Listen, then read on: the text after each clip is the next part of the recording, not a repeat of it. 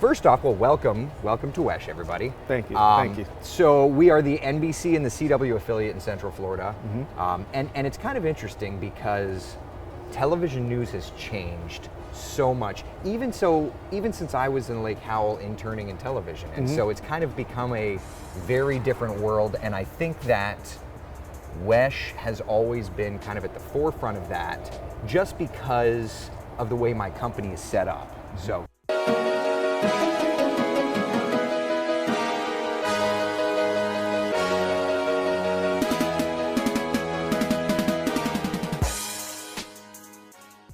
We're doing news when everybody else is at home. Yeah. And so holidays, weekends, we're here. And if there's, think about it, like Pulse happened on a weekend early in the morning. And we were on, and it was like a Saturday morning or a Sunday morning. By 4:30, 5 o'clock in the morning, we had 7 live crews.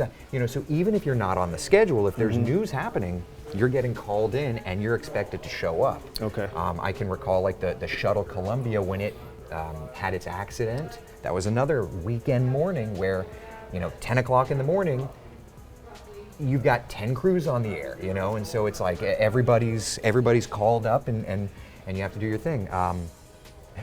About the only thing that ever stops that, like my second son was born as a hurricane was coming, and that's the only hurricane I missed. Because you're not going to miss the birth of your child, right? Right. But about every other excuse is not an excuse. They'll let you go if you don't show up for big things because they need you. That's where it crosses over from being a commercial television station to a true community service, and that I think is something that is ingrained in what we do. There's a lot of people that'll tease, I say tease, but fake news and all this, but we genuinely have at the core of what we do as an industry, and I don't care if it's ABC, NBC, CBS, all of us in town, we can compete for ratings, sure. But at the end of the day, I think all of our goals are the same, which is to put out true information that helps people. And we are all friends. At the end of the day, all the weather people, all the news people, we go to the conferences together, and we may be competitors here, but maybe we work together in our last station, or maybe we work together in our next station, right? So it's not this I'm out for blood kind of thing. Right. My mentor is one of my competitors. When I was at Lake Howell, I was an intern at Channel 9. That's not a 9 here, So I love this kind of Obi-Wan Kenobi Darth Vader thing where my, the mentor and the mentee, and now we're competitors. And it's for fun. You know what it is it becomes just fun at that point. Because the salespeople sell, the managers care about the ratings, we're just doing our job, And at the end of the day, I think it's kind of that rivalry between like Howell and Oviedo or what have you. At the end of the day, we're all in the same community. It's just, it's a little fun and you have fun with it. Is there anyone on campus that inspires So, I honest to goodness, I could give you 2 or 3. I mean, there are 2 or 3 people. Okay. So Miss Grego was one of my science teachers who, she was wonderful, and I had her at the station here just a couple of months ago, actually. And I know that she has been around here even in retirement. She's been with you guys. She's still a sub on our campus, and she talked about you recently. Okay. Her and I, we often have conversations, and she mentioned you, and she spoke very, very highly of you. She was one of those teachers that really made sure you understood science and the value of science, and that is such a big thing. Because to teach something is to teach something, but to really explain why this is important, why do you need to know this? Hey, that's a special thing. Mr. Layton was my band director. The band director, and he was an unbelievable mentor to me in all facets of life. My gosh, and Miss Hutto was TV production when I was at Lake Howell, and she, anytime I would be a little weak, like trying to get that internship, I don't know, they've never had a high schooler. She's like, you kidding? So be the first one. She's the one that's, why can't you do that? She was the one that said, well, if there's a wall, break it down. And having an inspirational teacher like that has shaped my career. I got hired at WESH at 300 pounds. You don't hear of a 300-pound weather person. That doesn't happen. Yeah. Why not? I'm going to make that happen. I'm going to fight like hell, right? Like, why not? And so if you've got those teachers, those truly impactful teachers, and it doesn't have to be the test results and it doesn't have to be that element, but if you've got somebody that helps you, it's a huge deal. I tell all of my interns, find somebody that will make you their project and you'll never lose. Because I've always felt that way with teachers, and I've always felt that way with my mentors. You know, Tom Terry is my mentor. He's my competitor now, but I'm still 20 years later his project. You know, we still chat. We still have those kinds of conversations. You know, if you find somebody that'll make you the project, you've got an advocate, and for life usually.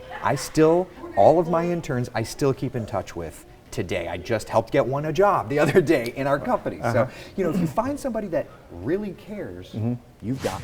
So this is the studio. So the most expensive part of the studio is the weather center. All the monitors and all the computers in that back corner over there. But to be a meteorologist is to tell the weather story, right? But it's more than just telling the forecast. Like, that's what everybody knows on the surface. I tell the story. It's going to be sunny, it's going to be rainy, what have you. But your job is to inform as best as possible. And again, this is where it comes down to, we're not just on TV. You know, I do social media. I just did a half-an-hour Facebook Live this morning. I'll be on at noon. I'll do another Facebook Live this afternoon. I'm going to be tweeting through the day. We try to be the informers. We try to be the ones that prepare you because, and I think it's very much like teaching. My wife teaches at Rainbow Elementary. Oh, wow. Okay. And it's a labor of love. People think that TV folks are millionaires, and that's just not, maybe back in the day, right? But I think that, like teaching, it's a labor of love, because it is like teaching. It's not a 9-to-5 job.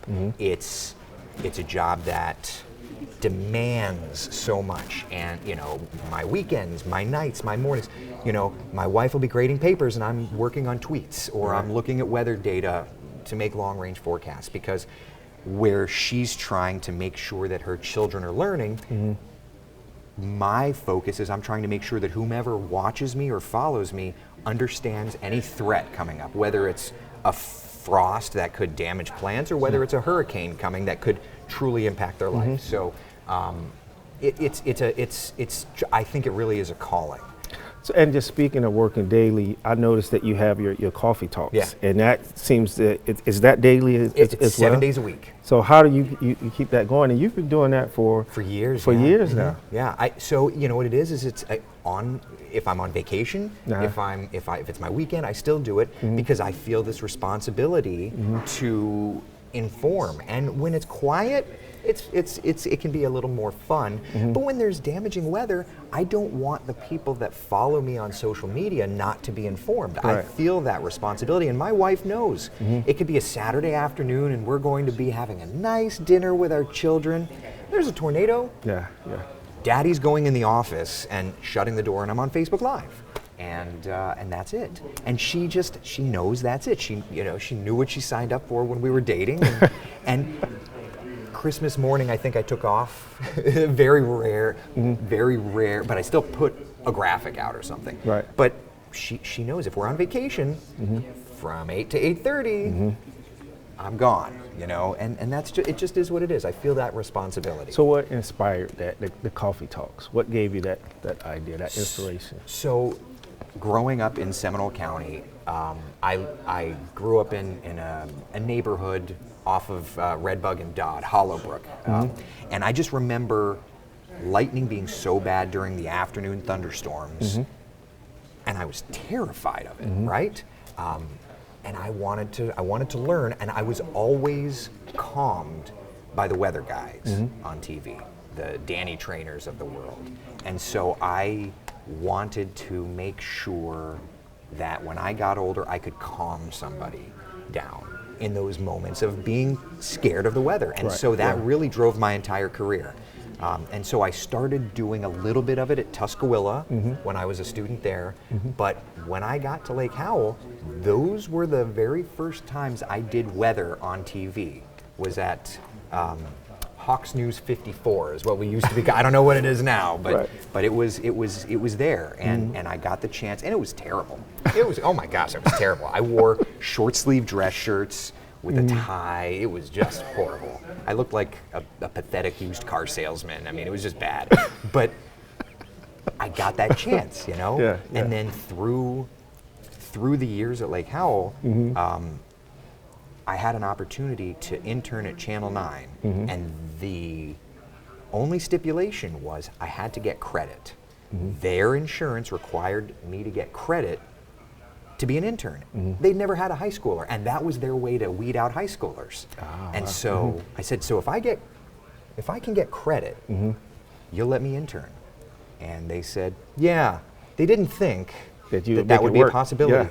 So I worked with guidance and got connected with someone at the county office, and there was a program called the Executive Internship program. I remember. Okay. Executive Internship program. So I worked with Colleen Brown, and lo and behold, I came back to Channel 9 and I said, I've got credit. And they, to their surprise, they gave me an internship. I still think I'm the youngest intern ever over there. So I interned, and it was supposed to be 3 days a week. I was there 5 days a week, and then when my internship ended, I just kept showing up. Does this surprise you know this? And so at one point, they recognized that I was not an intern anymore, and they hired me because they didn't want to get in trouble. But you know, the guy's showing up 5 days a week, got to do something. So they gave me a part-time job, and I started producing weather. And I think I'm the only weather producer they ever had. So I was doing that. I started learning to run the studio cameras. I started running the graphics, and then I started directing. I think I was in college by the time I was directing, but I was directing and technical directing newscasts, which for the TV production folks, it's using the mixer, the switcher. I was running the switcher.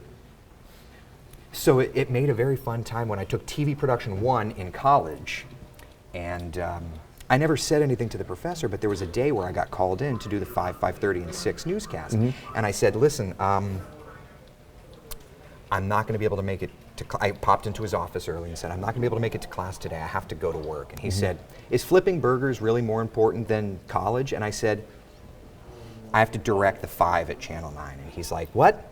Like, I'd never said anything to him, and so his next thing was, can I come by and see what that looks like? You know, so it was a lot of fun, but it gave me that jumping point to be able to do what I do now, which is weather. I always wanted to do weather, but I loved the production part of it, which I really learned it.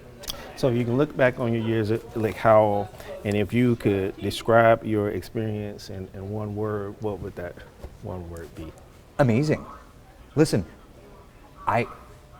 when I was looking to build a house, I made sure that my high school was Lake Howell, because I wanted my kids to go to Lake Howell, and because I had such a great experience, and because I want them to have that kind of experience, and certainly it's not going to be the same. You know, you're talking a good chunk of time difference, but I think the community's amazing.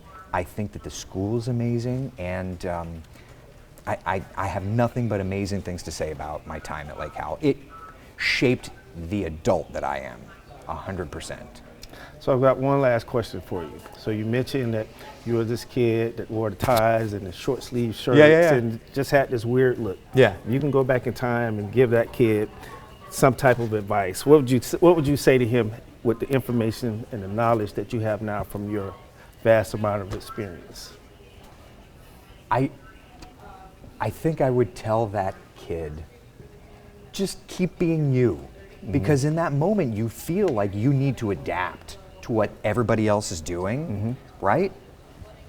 But that's not necessarily your path. And I was always the guy that felt dress for the job you want, not the job you have. And in a high schooler, you know, everybody else is wearing, I think when I was there, Jinko is the thing, whatever it is. There's the style, and then you've got the kid who stopped short of wearing a pocket protector, but like I was right there, you know? And I was so unsure, and and if I could just say, you're okay, you're going to be okay. And I think that most every adult would probably feel something similar. As long as you're true to you, you're going to be good. I think I would say just be confident knowing that you're going to be that goofball, and some people will pick on you. Other people are going to love you for you, but that will serve you fine later in life. Yeah. Thank you. Thank you, sir. Thank you, sir. Thank you so much. Thank you. Be the principal when my kids go there. I hope you're there for 100 years. I hope so. Please.